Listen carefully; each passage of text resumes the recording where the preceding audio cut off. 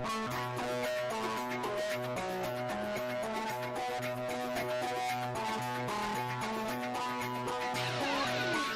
up to the big one, the Carlton Draft in Newmarket, a listed race over the 1200 metres, and all eyes of the nation will be on this race because Marasco, one of the favourites or the pre-post favourites on the third line of betting for the Cox Plate, will have his first run in this race, and that'll be the first of the replays we'll have a look at. That was, of course, from his exhibition gallop against Super Dragon.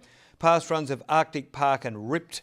Paul King will tell us about Ripped. We go back and watch Real Mac's exciting win. Listen to Paddy Carberry talk about Real Mac, and of course Vain Crusader and his rider Troy Turner from the Barrier Trials. It's the main race, so we've got plenty to cover. Other runners include number 3 Banner Storm, who was a bit of a flop last start when favourite and finished down the track behind Field Commander. Is amazing. She's been up for a while, this horse, but she's tough as nails. The mare is amazing, and other runners we'll all take a look at. Well, we go to Belmont Park midweeks a couple of weeks ago. It was an exhibition gallop. Super Dragon is on the inside, Marasco on the outside in the Neville Duncan northerly colours. And let's just watch the closing 400 metres of this gallop. But now the Mighty M starts to really open up.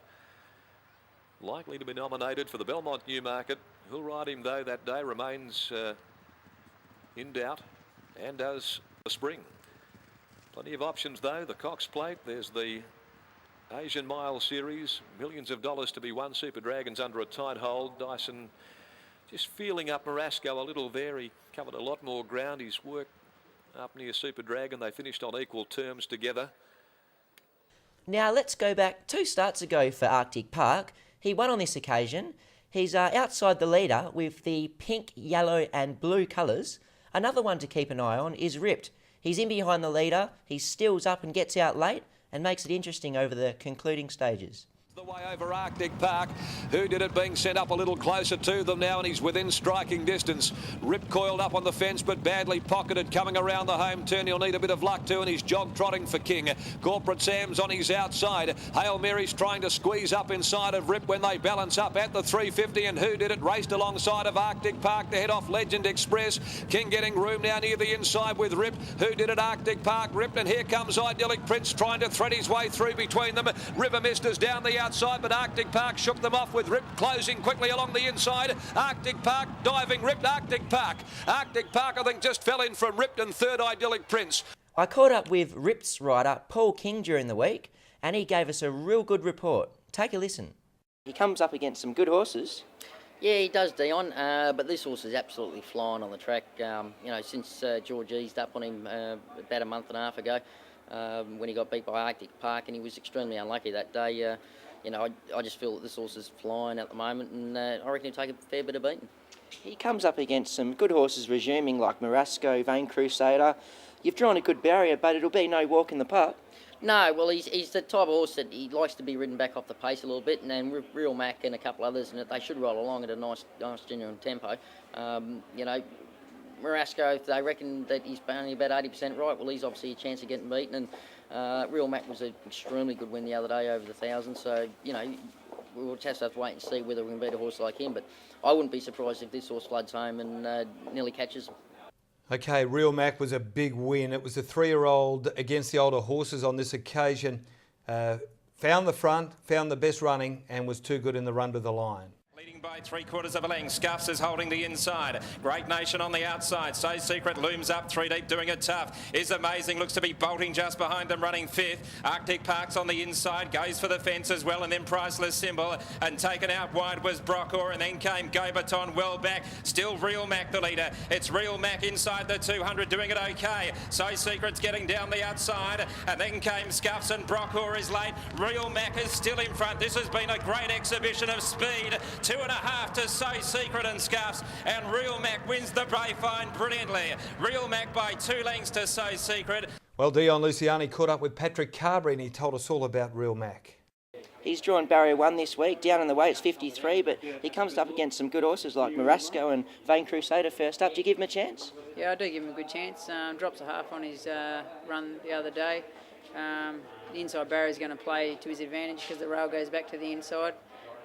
Obviously some very good horses in the race, but he's race fit and he's got that advantage for sure.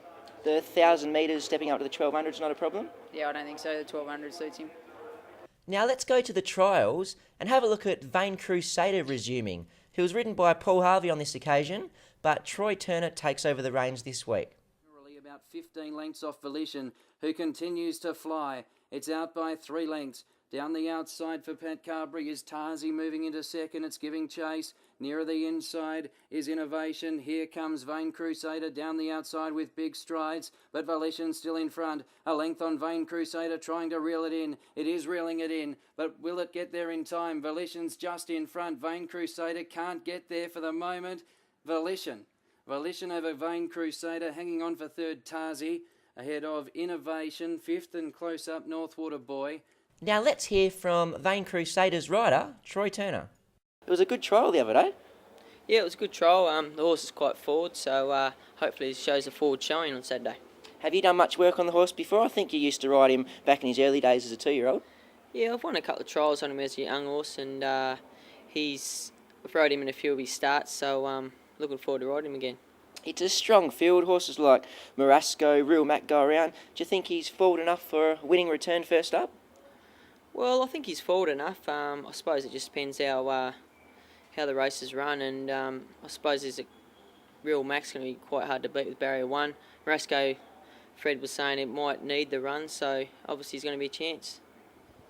Okay, before we have a look at selections, a little bit going on. Vain Crusader was expected to be ridden by Paul Harvey, who rode the horse in the trial, but I suppose 53 kilograms and the fact that riding Marasco also gives him an opportunity of maybe staying on the horse through the Spring Carnival. I think so, Marty. I think Fred Kersley, when he spoke, he said Paul Harvey rides the horse. There's a good chance he could stick with it through its Melbourne campaign, and Paul may have thought that Vain Crusader was the better option on this occasion, but it's definitely worth sticking with Marasco for the rest of his preparation. Selections here, I've gone with 5 Real Mac, 4-year-old now down on 53 kilograms. He'll find the rail from barrier 1 and he'll be the one they'll all have to beat.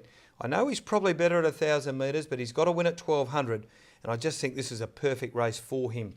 Hardest to beat 7 Vain Crusader, really like him. I can't wait to get out there and have a look at the condition he's returned as a 4-year-old in. 6 Nectin is ripped and 1 Marasco for the quartets. I expect the big boy to be finishing on very strongly at the end of the race. 5, 7, 6 and 1. Much the same for me, Marty. I've got number 5 Real Mac on top to win. Good report from Patrick Carberry and the stables, and I can just really see it being his race. He's going to get away with quite a cheap lead up front, I can see. To beat number 7, Vain Crusader. Now, if we go back to that trial, the horse he was chasing home was ridden by a young apprentice, Talia Mayor, who was an absolute natural lightweight and a featherweight to be probably 40 kilos. So it was a good effort by Vain Crusader, and the way he really got out of the ground late to chase home that winner. To run third, number 1, Marasco. The class speaks for itself. And if you're playing quartets, throw in number 6, Rip, to run 4th. Just off that interview with Paul King, gave us a very good report. Well, we've been telling you for quite a while now about the racing guide up in Singapore, and here it is.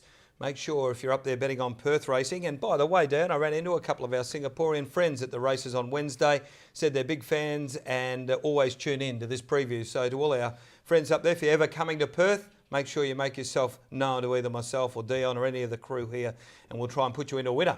But the racing guide normally does put us into a winner, and of course it's available at all the usual outlets. So make sure you get the racing guide to be on a winner this weekend. Let's take a break on the Perth Racing Preview.